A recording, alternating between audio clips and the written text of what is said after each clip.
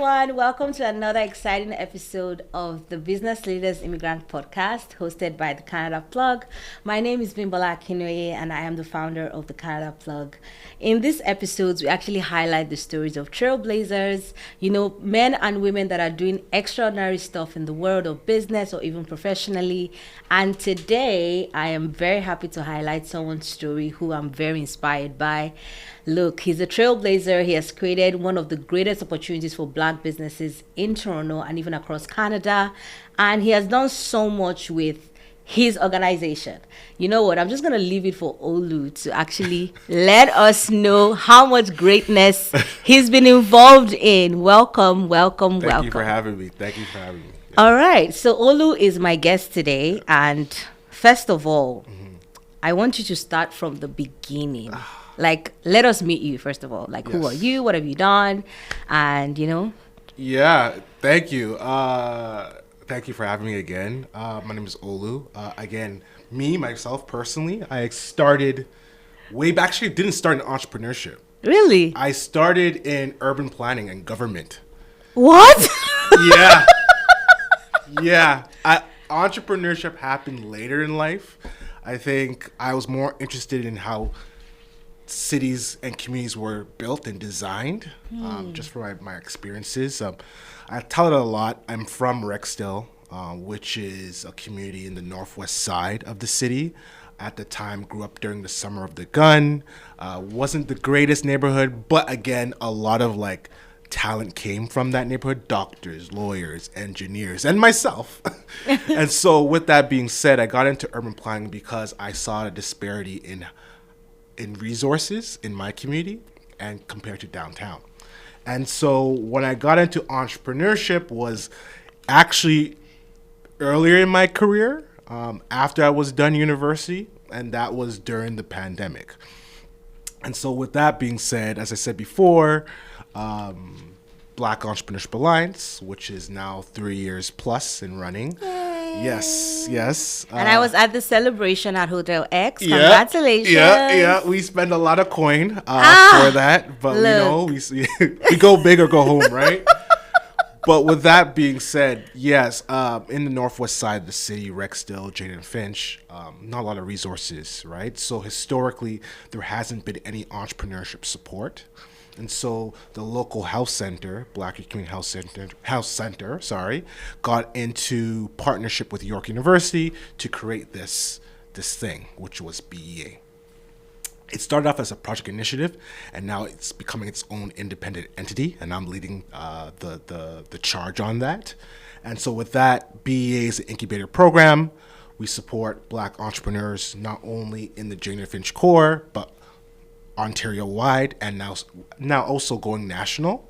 Right. In the areas of food and bev, tech, small business, you name it, we do it. We really focus on early stage, getting folks into the door, getting them investor ready. And from there, it's been history. I got into entrepreneurship. It was a phone call from York University. They were like, hey, do you want to run this thing? I'm like, what do I know? I came from government. I'm risk adverse. They're like, oh, we saw the good work you're doing, and so on and so forth. And I was like, okay, if I'm going to take it, I'm going to make it my own. And from there, the rest has been history. We supported over 200 entrepreneurs so far. Total generated revenue from those entrepreneurs has been over 29 million. Come on. Yeah, over 400, or maybe that was last year's numbers. This year's numbers, about 900 total jobs created from our entrepreneurs. So we started off, we're mighty, we're small but mighty, right? So that's about 5 of us, but we're growing our team, right? So that's it. I don't want to run off your head with that, but that's BEA in a nutshell. We build against the odds. That's our ethos. Love it. We're always building, right? So. Right. See, there's so many things that have come to mind with everything that you said, and thank you for sharing that. And the work you're doing is indeed building against all odds, because of course we know that with Black entrepreneurship, it's a challenge. Funding is a challenge. Yeah. Even building structure is a challenge. Even getting people to actually buy into your vision as an entrepreneur. So It's a challenge, yeah. kudos to you.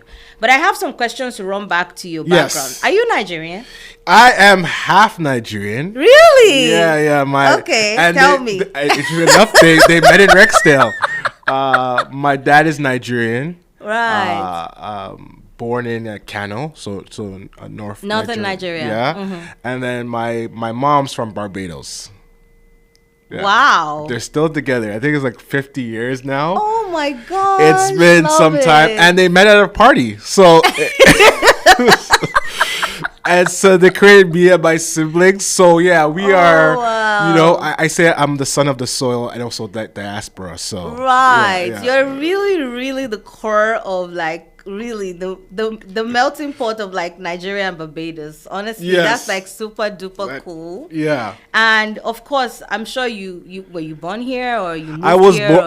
I was born here, so that's like some of my perspective on things, because I think there is a young hungry leadership in the incubator entrepreneurial ecosystem that's Nigerian led. There's a very strong representation. So I'm like, I have that with me, but I also have the perspective of, hey, the Caribbeans, Right. the Black Canadians. So it's like it's a very interesting perspective, but I love it. So yeah. Wow, Yeah. so happy to hear that. Of course, we'll dive into more of that Yes. later. But you said you did get a call from York University. Yes. Why? Why did they call you? Are you an alumni or No, How did that happen? Tell us. Yeah, no, I was an alumni of Ryerson, now TMU, Toronto Right. Metropolitan University. Right. But I used to work at Toronto Community Housing. Okay. So this is where my urban planning experience came in with my economic development experience. I was on the economic development team at Toronto Community Housing. I was looking at the downtown core, and I created their first youth entrepreneurship program. That's now, it's still running. It's about 10 years now. And they called and they said, yeah, we know about the work you've been doing, and we want to work with you. And so the rest has been history. And so that was really looking at low-income entrepreneurs across the board and how their struggles. And so a lot of what I've learned from that experience, I put into BEA. So Yeah, we can see that because with your, I would not call it what you called it, but I'm just going to reiterate what you said about being small and mighty. yeah, And you guys are building against all odds. But I wanted to say that your team is really largely women. yes, And I love that for you because Yes. honestly, women get things done. yeah, Like, you know. they do. They do. Shout out to the women. Shout out to the Black women. Oh, honestly, like we get things done. But why women? Well, why? It's because you guys get things done. All right. And in my mind, I'm like, I want to swear. It's like, you guys get shit done, but you guys get things done, essentially. And if you look at our founder portfolio, 85% of our startups are women-led. Right. So there's something there. And so with my team, I look at talent. I look at being audacious. I look at being trailblazers, and it's in my team, and they so happen to be women. And so growing that out has been a very interesting experience, unique experience, and very stretching me as well. But I love my team. I love my team. I love them too. And shout out to the team at BEA because you guys actually do kill it. Yes. And I feel the energy, the vibe, you know, every time I come to your events or even get to interact with you. You know, Yeah. shout out to Nunu. Yeah, shout out to Nunu. Don't forget Kanisha and Mary and Bookie, but shout out to Nunu. Well, you know, and I'm speaking about Nunu because in the capacity of like, you know, collaborating with you guys Yeah. on my other platform, Leadingladiesconnect, Yes. you guys have been really supportive and, you know, I see everything that, you know, BEA pours into like female entrepreneurship. Yes. And, you know, just thank you for your leadership in that aspect and stuff like that. So now we've talked about the BAE or BEA a bit, but I just wanted to dive into like your cultural background. Yes. How has that influenced the work that you do, whether it's from your work ethic to your perspective on entrepreneurship? Yeah, it's everything that I do, right? I think, again, that experiences of being Black, but also the layered experience of being Nigerian, African, but also being Caribbean. So I'm getting like three different cultural heavy hitters always, right, from my household to my workplace. Right. So I feel like, as my dad, very industrious, very entrepreneurial like. Shout out to the Nigerians. Look, we don't play. In case you're like, look, I don't even know what to tell you. If you're not Nigerian, I don't know what to tell you. If you ain't Nigerian, go marry one. No, no. I think just that from the education standpoint, it was really drilled into me at an early age. I think it's just the immigrant experience, and so being, the firstborn here, Canadian born, drilling down the education part. So that was I'm really theory based, but also I'm very practical in terms of how I see things as well. And growing up in a community that didn't necessarily have everything, also shaped my experience. So I try to be as very approachable, very inclusive, very informal in how I do things. And that's kind of shaped BEA. So you see BEA, I see it as the cool kids of the new cohort of Black entrepreneurial programs. Try to keep things very informal. But it's been shaping me. Just my past experiences, my home experiences as well. Especially a big shout out to my mom. Keeping that culture alive, not only from the Nigerian standpoint, but also from the Bayesian Caribbean standpoint. I'm being, again, the son of the soil and also diaspora, and how that shapes me. Right. So for me, it's like I want to be, and I am a leader of what's the word? Actually, no, let me take a pull back. When I got into this role, I was like, what does it mean to be a Black leader? And leading all Black people, right? From not only the general population, but also vulnerable intersectional groups. What does that mean? So that's always been the standpoint and at the forefront of my work, including all Black groups, because we're not a monolith, right? Right. So I try to also get experiences and also talk to folks that, that are not Black straight male, right? So I try to do it all, but again, it's a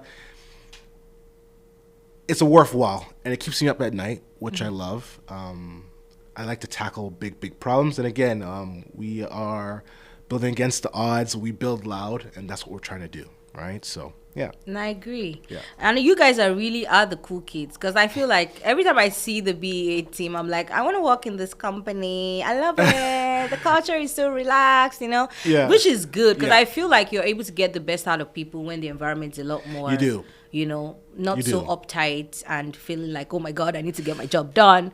It doesn't feel like work when you work with people that you really like, and it's a relaxed environment. Yeah, and it also is like an ownership thing, right? And I don't like to micromanage, because I can't. I've come from organizations and government that is a little bit tight, right? So that kind of shaped my leadership style, right? In terms of, I give people space that time. So it's like I just set up the parameters and I give them space to grow. That's it. Love it. Yeah. Love it. So what are the unique challenges that you have faced personally as a Black entrepreneur? Ooh, everything. It's a lot. And you know what? I don't really like to dwell on that, because we know the statistics. Less than 2% of VC funding goes to Black founders.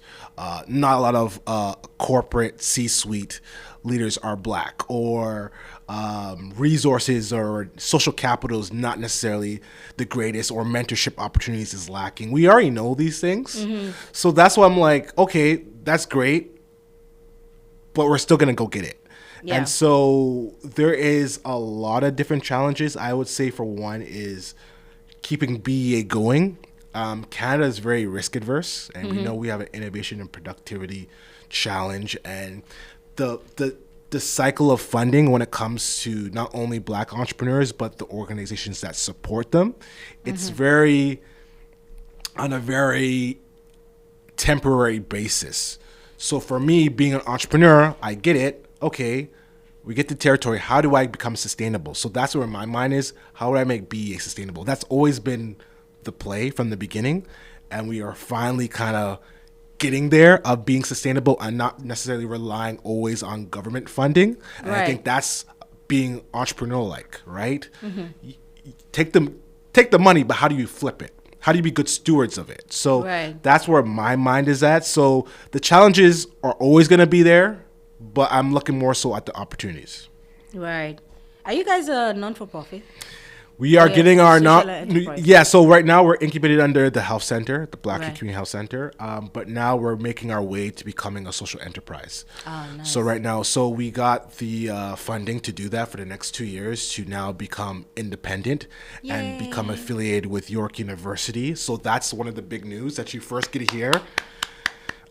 So that's what we're working towards. And so being a social enterprise, but really looking at locally, but also nationally, and then eventually international. What does that look like? So that's what we're working on right now. But in that meantime, our North Star mission is getting our own building. Oh, yeah. Wow, that's amazing. Yeah, that's going to be, and not just any building, it's going to be a mixed-use building. So it's housing and incubator space. Wow, that's amazing. That's some big stuff coming up. Yes. And I'm very excited to hear that. And thank you for sharing it with us first. Yeah. Well, it's very exciting, everything that you have planned for the whole BEA stuff. You know, my next question to you, and I think kind of answered it, was like, do you have plans to expand internationally?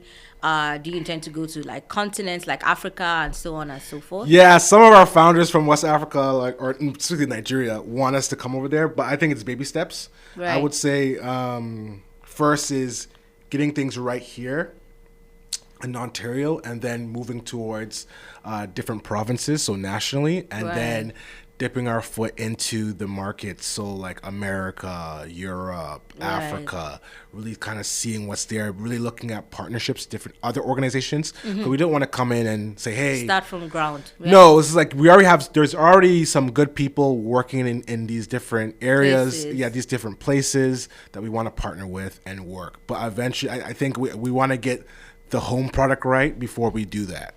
Right. So, of course, you're a business leader and you have done so much. My question to you would be, do you have mentors? Do you believe in mentorship? Yes. What's your take on that? I'm so bad. Really? Why? Because I have been mentorless for a long time. Mentorless is a new word, but I'm going to take it. But with that being said, I always like to, and maybe I always like to ask a lot of people and read, and I'm a good study. I'm a good student. But I think between like the Health Center and York University, I have a lot of resources and people that believe in BEA and division. So yes, I'm mentalist, but I also have a good advisory backing. Right. Yeah, of advisors, I would say. And I guess that's a mentor, but I would say more so working advisors telling you, okay, this is the steps to do it. So I guess it's a yes and no type of thing. But maybe you do have mentors, but you just don't have the title mentor. I would say it's more like I see them as advisors. So let's say but mentorship is necessary. Yeah. Right? Because you don't know what you don't know. And yes, you want to get there, but it's good to have someone that's already been there. Or knows. Yeah, knows where to go to avoid the pitfalls. Right? So. Right. And you know, navigating this whole business ecosystem and stuff like that, the importance of mentors cannot be overemphasized. Do you mentor people? Like, do you have mentees, or you have unofficial mentees? I have unofficial mentees. Look, when you have a portfolio of over 200 entrepreneurs, right, a lot of people will come to you for questions. Look. Don't even get me started. Can I just speak to you for 5 minutes, and then the 5 minutes becomes 1 hour? You know, I get it. Or they say, oh, not to take too much of your time, or I know you're busy, and it's like at 10 p.m. midnight, and I'm like, I gotta sleep. Okay. I love you guys, but 9 to 5. But you know, entrepreneurs are it's 9 to 9, right? And I get that. So I'm also up. Sometimes I'm even up at 3 a.m. sending Slack messages to people, right? So our job never ends, essentially. I feel you on that one. I really feel you on that one. Yeah. So, I mean, you've done so much. Like you said, you have over 200 entrepreneurs that you've worked with or interacted with. You're in this ecosystem.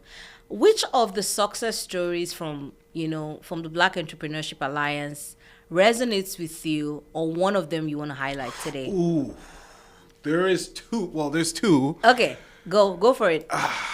There is Bill Keys of Helios Originals. She's the founder, and for hers is more so around green tech, sorry, and she makes hardware, right?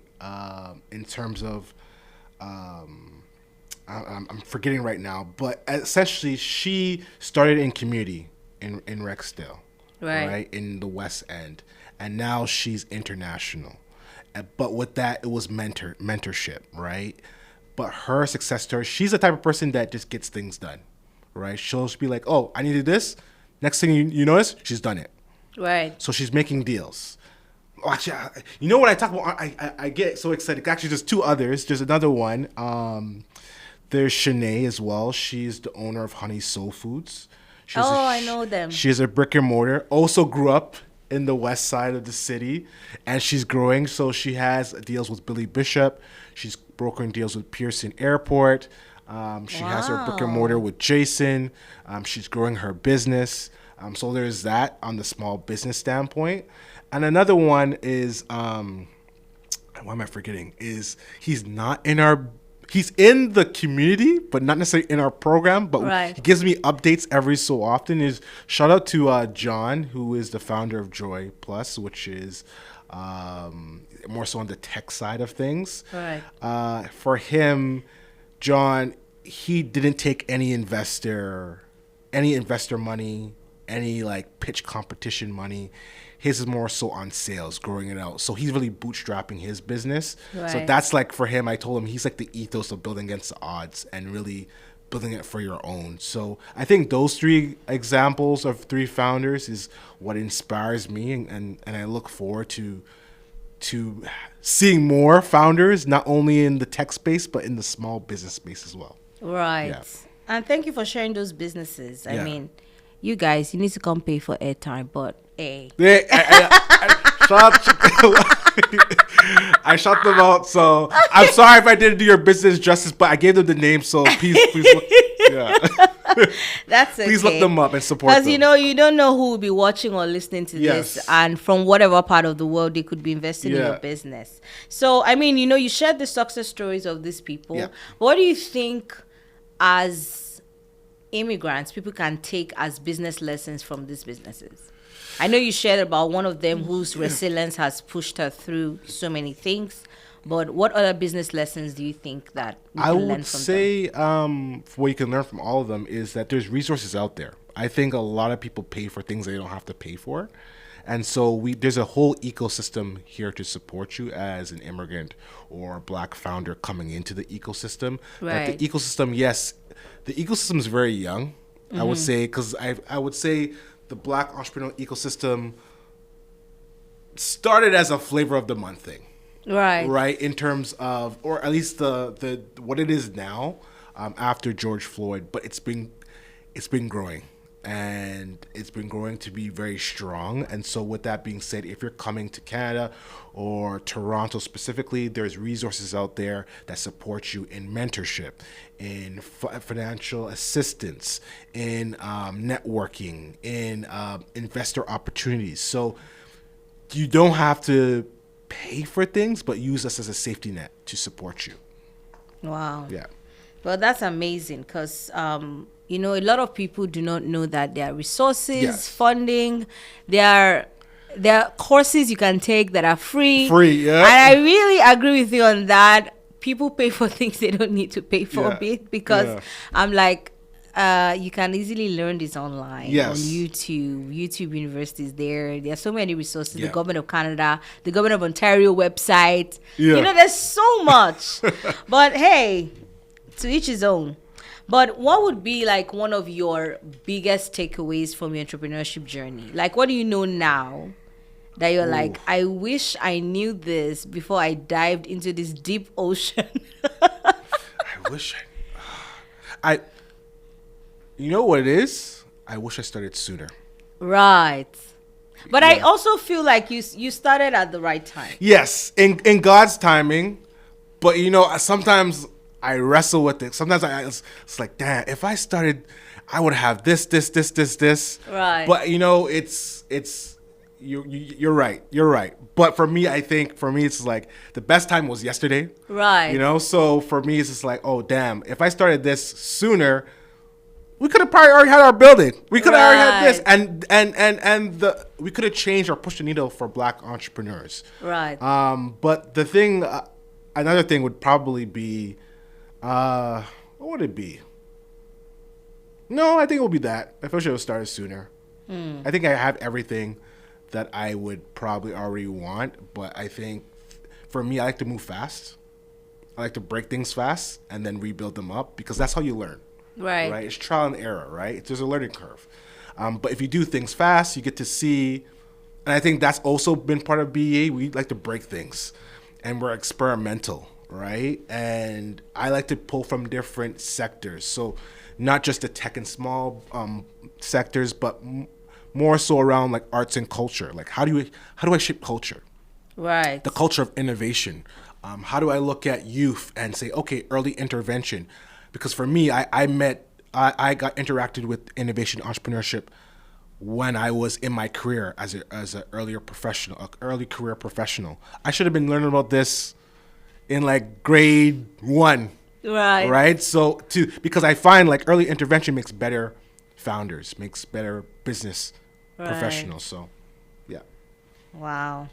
Okay. Well, the best time to start is now. Yeah. For the entrepreneurs listening, the best time to start is right now. So, Olu, I want you to, this is your camera. Yeah. Look into, I know. I've been looking at that. Right. Yeah. So, I know the entrepreneurs or potential entrepreneurs, people that are thinking about starting out. Maybe they even want to do what you're doing, something similar. Or even there might be people that might sign up to your incubator and they're just like, I don't know how to start.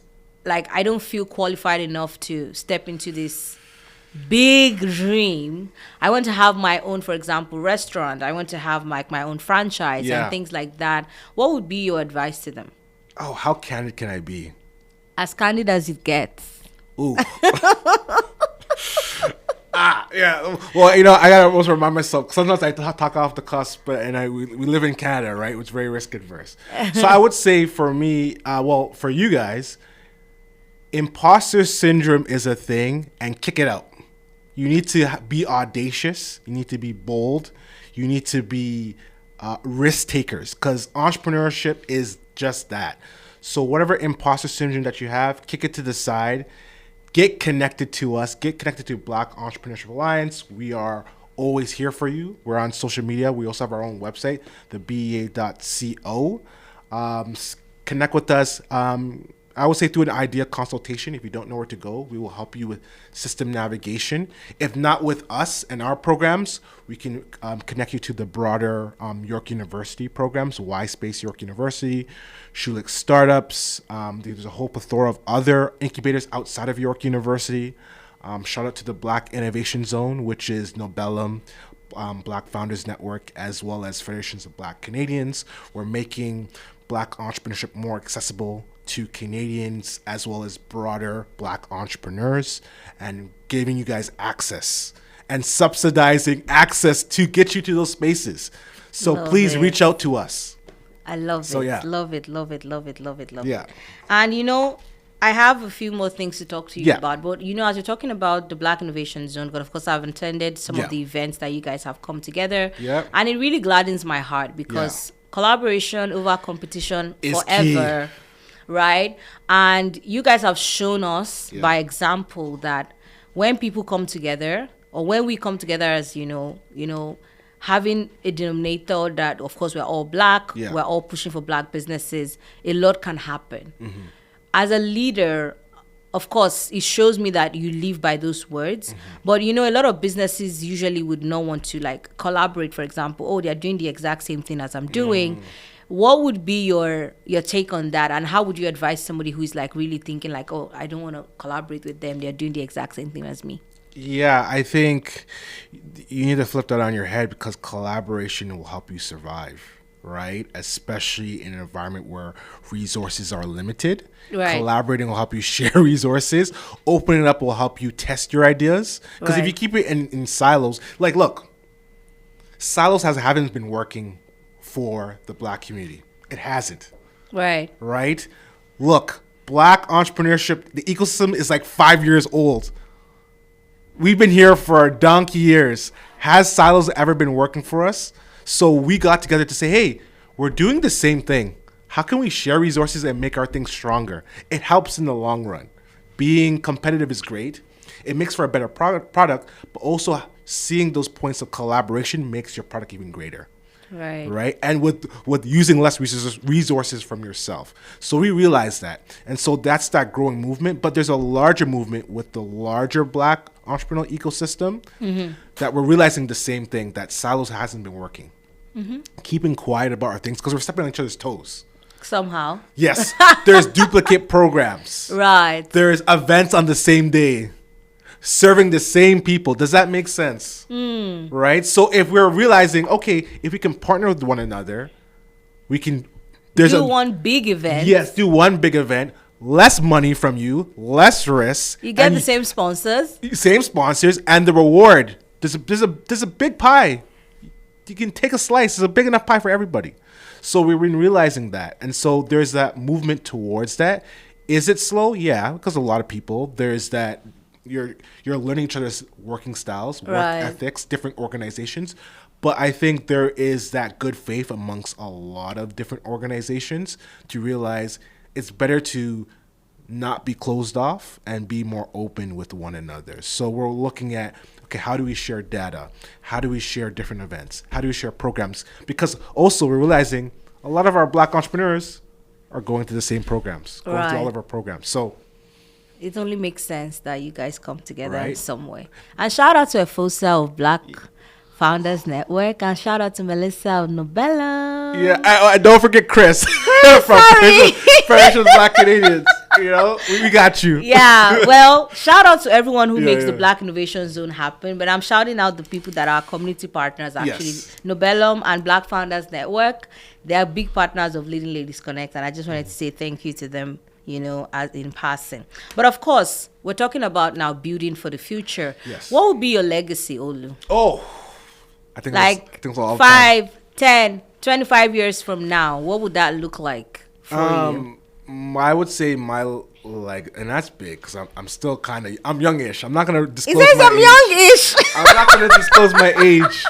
But What is youngish? some of my team members that are Gen Zs, I'm ancient to them. But my legacy, I think it's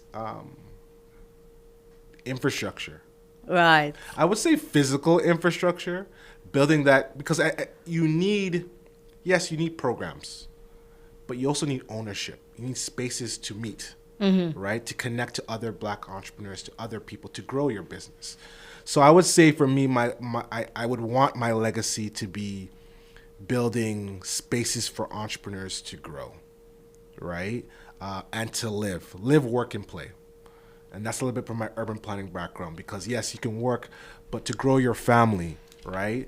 To keep talent, to grow the culture, right? We need spaces to do that. So I would hope in the next 5 to 10 years that, I do that. I think I'm doing a good job, but I feel like I would want Shout out to you. Yeah, I would want that to be my legacy, and also to bring it back home. I'm very biased. I love downtown. I love the East End, Scarborough, but my home is the West End, and so bringing it back there and building up that culture there and that region to become an innovation engine. Right. So yeah.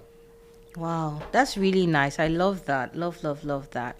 But then I just wanted to tap into, like, what are your best, like, podcasts to listen to? What books do you read? What's your favorite book? Oh, you put me on the spot. You know what? I don't read books. That's okay too. I read reports and news articles, and that's like literally my life. because I'm like, damn, I need to start reading like regular books again, because for me, I'm very action oriented, and I find like nothing's new under the sun. So don't reinvent the wheel. So I'm always looking at old reports, Right. and I'm always looking at recent government reports, private documents, research reports. So that's where most of my reading is. And so I'm a little bit of a bore, so I can't give you any recommendations. I'm sorry, people. No, it's okay. But I'm so in the trenches Right. of building.